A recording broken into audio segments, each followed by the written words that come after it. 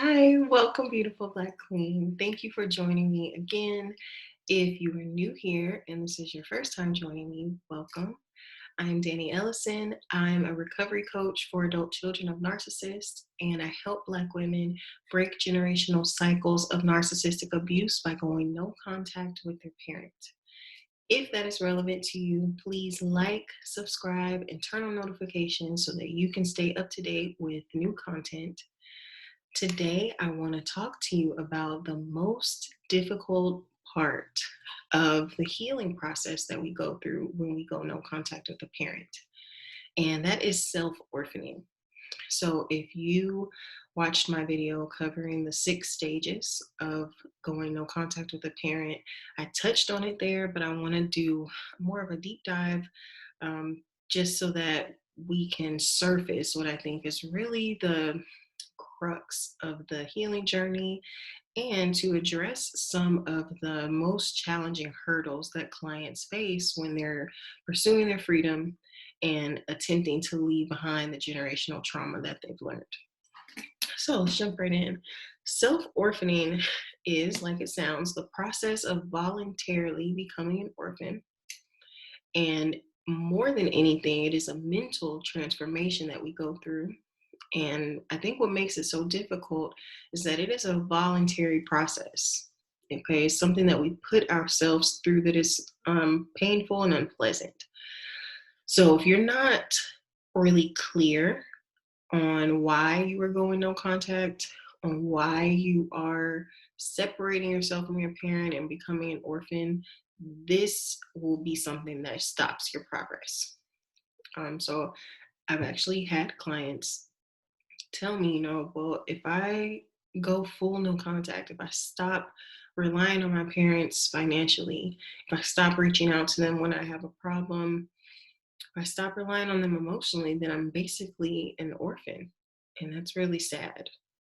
And I have to tell them, yes, it is really sad. And it is the tall order that going no contact makes of us, but it is a necessary and critical part of the journey because something you fight to learn in this journey is that you are the only advocate your inner child has.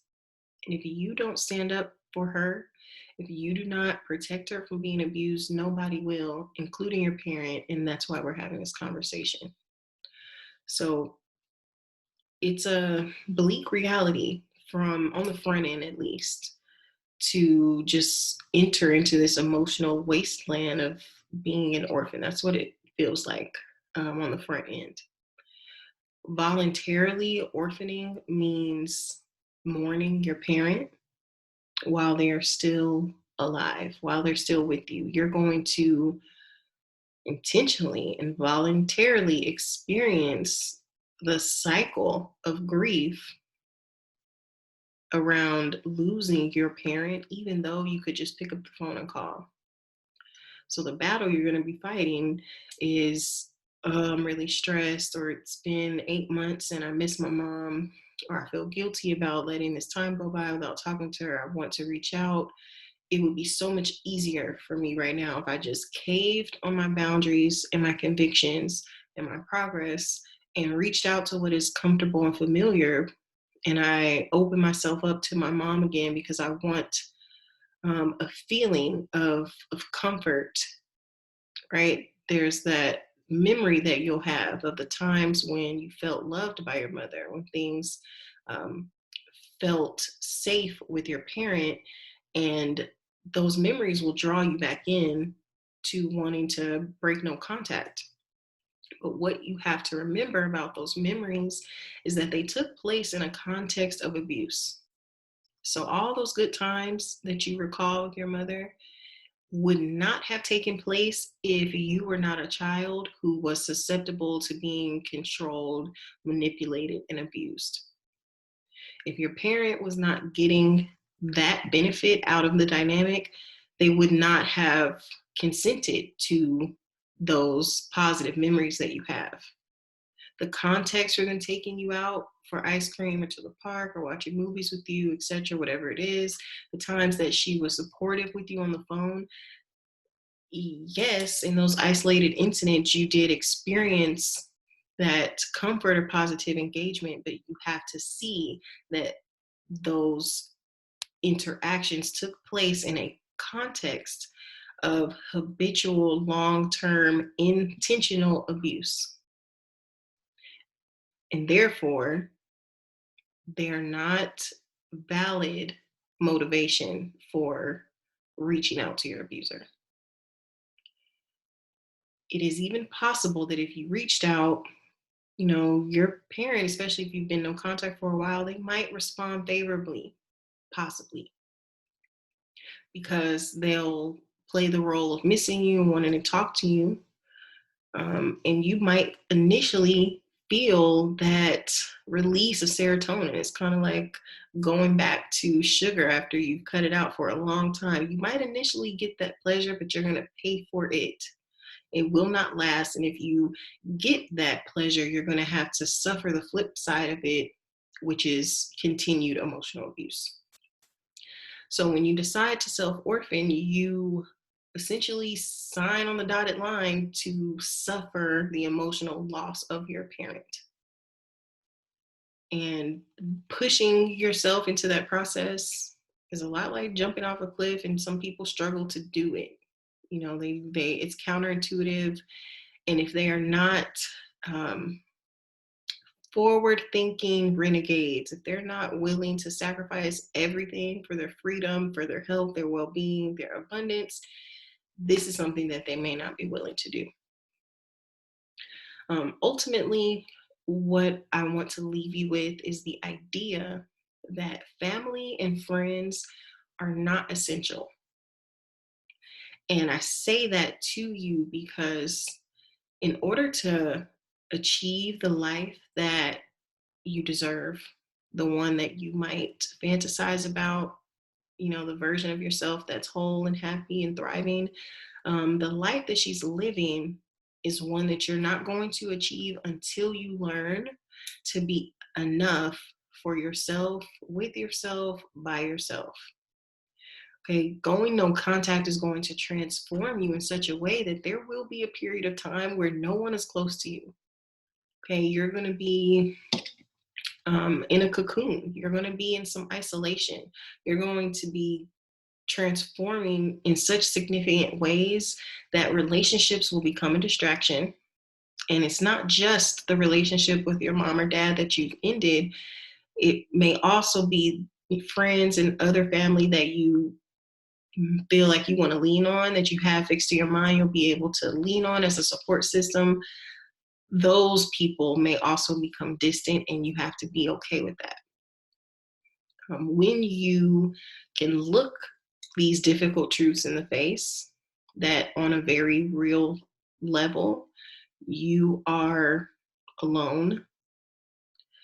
When you can face that down, come to terms with it, and grow from it, not be afraid of it, not be undone by it, you will then start to attract the people into your lives who are whole and healthy and happy and thriving and can align with you in your new form as your best self. But it is on the other side of this very sticky transitional point in the no contact journey. So hopefully I have given you something to think about as far as what it really means to go no contact and get free of the generational trauma.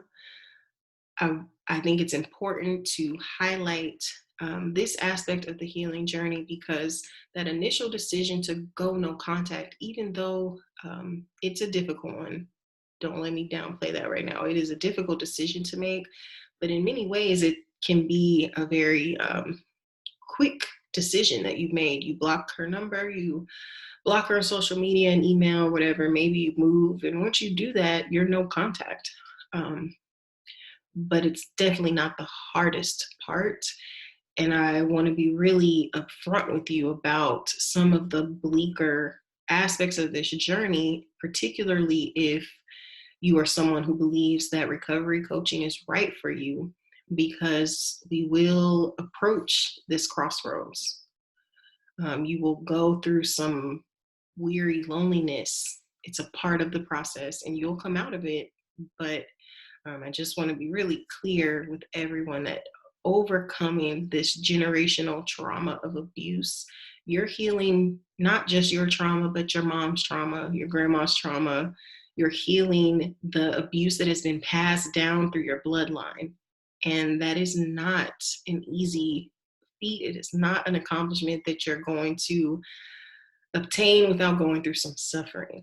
Okay, so I just wanted to put this out there. Now, if this resonates and you heard me talk about it and you say, well, that doesn't sound pleasant, but I'm willing to walk myself through it if it means that I can come out on the other side and be free from trauma, be free from the need to continue to abuse myself because I've been raised in a dysfunctional environment. If it's going to put me on the path to having the family or the career or whatever my dream is, because I'm freed up to engage in it fully, so I'm willing to do it, then please head over to my website, ellisoninc.com. I want you to subscribe. When you do that, you'll get a free copy of my No Contact Toolkit. It is a collection of links and online resources that I find especially helpful for those who are new to the no contact journey. And I would also like you to schedule a trauma assessment with me so that we can work together to identify if what you experienced with your parent was narcissistic abuse, uh, identify the likelihood that you have PTSD or CPTSD based on your experience with your parent, and make a recommendation for you as far as going no contact. We'll decide if that is the best step in your treatment or if there's some other avenues that you should consider. So if this really hit home for you, I look forward to connecting with you in a one-on-one soon. As always, thank you for tuning in. If you're new here, thank you for joining. Don't forget to like, subscribe, and turn on your notifications, and I'll see you all next time. Bye-bye.